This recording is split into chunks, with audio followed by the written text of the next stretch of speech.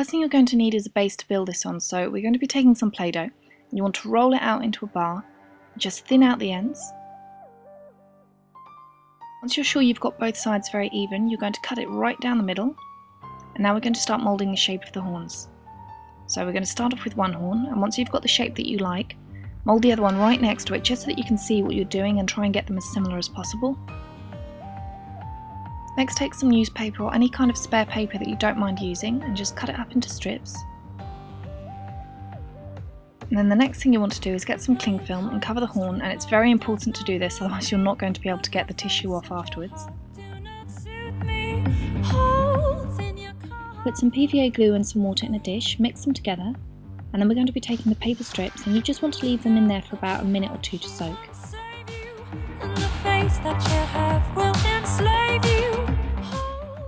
Bit by bit you want to apply the strips all over the horn and make sure to rub out any air bubbles or creases. This has to be smooth.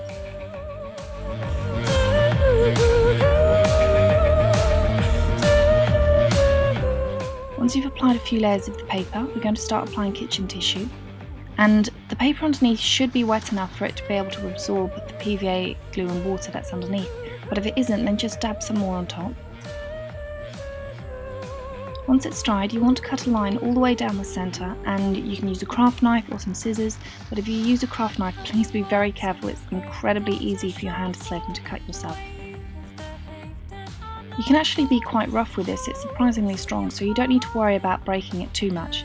And once you've cut up enough, you should be able to just slide the Play-Doh out, and now you have the mould. Once you have the mould, one of the first things you need to do is get some cotton balls and pop it inside, because we're going to have to start covering up this area, and now that it's hollow, it's going to need a little bit of support from the inside. To cover up the cuts with paper tape, and then mixing some PVA glue and water, we're going to start with tissue again, and we're going to start covering the whole thing in another few layers of kitchen tissue.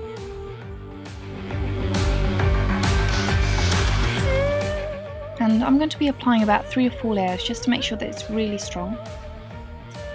And then once you've done that, you just want to wait for it to dry, and then we can start sticking it on the headband.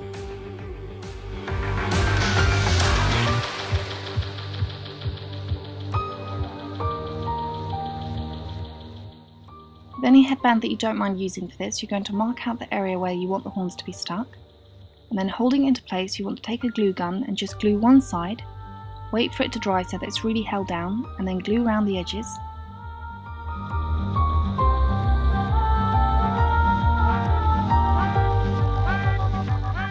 You don't want it to just look like it's been slapped onto a headband, so in order to get it to blend in together a little bit nicer, we're just going to start off with the glue at the base and then slowly feather it around so that it fades into the horn.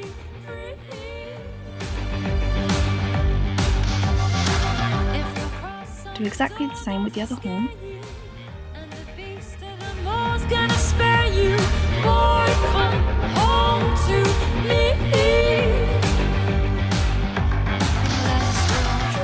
And once this is dry, you just want to spray paint it black or with any other colour that you want.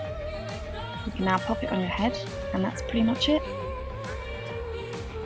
If you want to hide the base, one of the things you can do is get your own hair and just use that to kind of wrap it around the base of the horn, and that can hide the base very well, but you could also just wear it like this. And that's it, you're done.